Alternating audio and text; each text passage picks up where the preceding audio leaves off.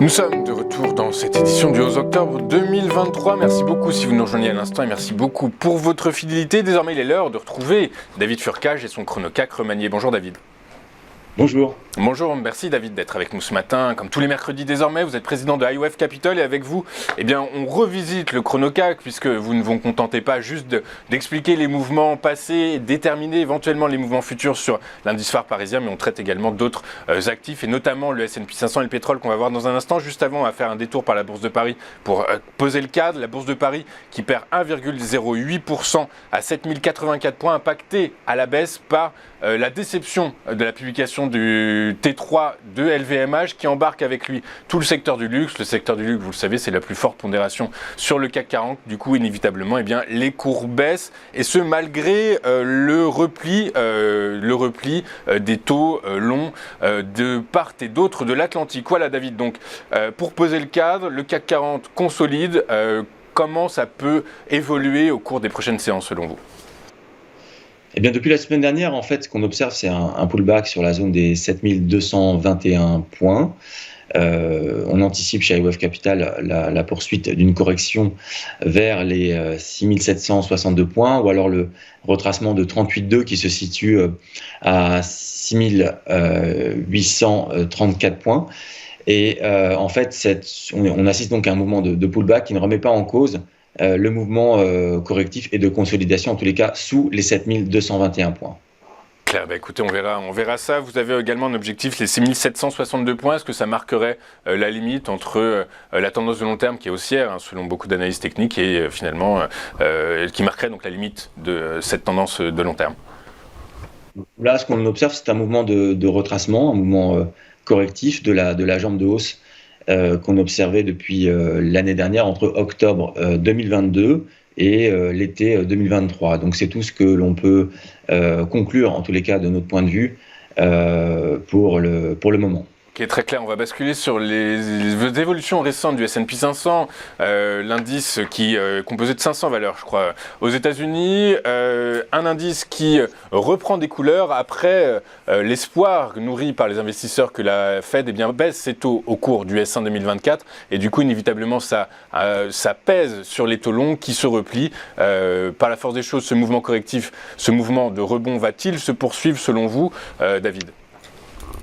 Alors, ce qu'on observe, effectivement, c'est une bonne reprise de la semaine dernière, enfin jusqu'à ces derniers jours, sur en fait la ligne de coût de la figure de retournement que l'on observe ici, qui se situe, cette ligne de coût, à 4414 points.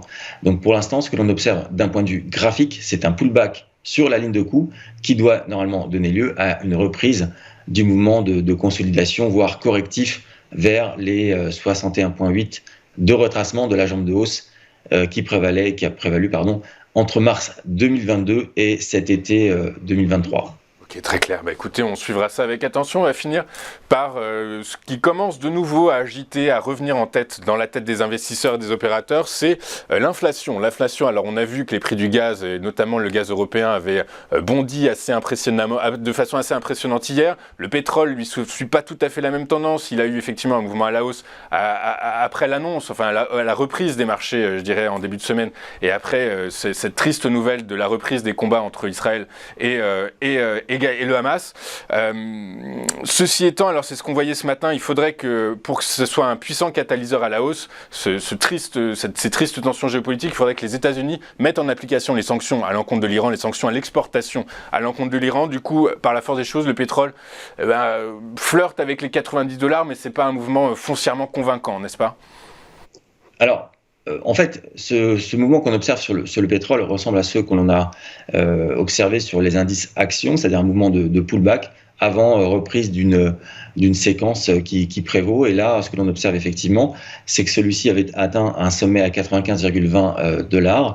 Et au cours de la semaine dernière, en tout cas des derniers jours, on a pu observer un mouvement de retour sur la précédente résistance qui se situait à 84,20 avant un nouveau rebond vers 95,20. Donc également sur le pétrole, un mouvement de pullback comme sur les indices boursiers dont on a parlé tout à l'heure, à savoir le CAC 40 et le S&P 500, et on peut s'attendre à un mouvement de reprise vers les 95,20 au cours des prochains jours.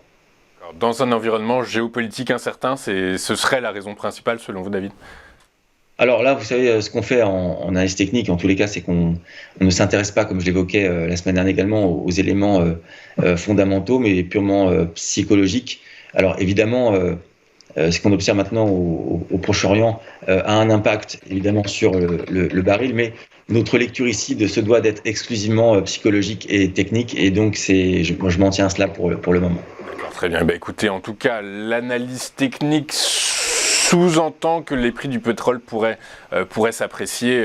On suivra ces mouvements avec attention, et il n'y a pas que nous, tout le monde va suivre. Les marchés financiers vont suivre et les banques centrales vont suivre avec intérêt l'évolution des prix de l'énergie au cours de ces prochaines séances, de ces prochaines semaines. Merci beaucoup, David, d'avoir été avec nous ce matin. David Turcage, vous êtes président d'IWF Capital, et avec nous tous les mercredis matins dans votre ChronoCAC révisé, revu à la sauce IWF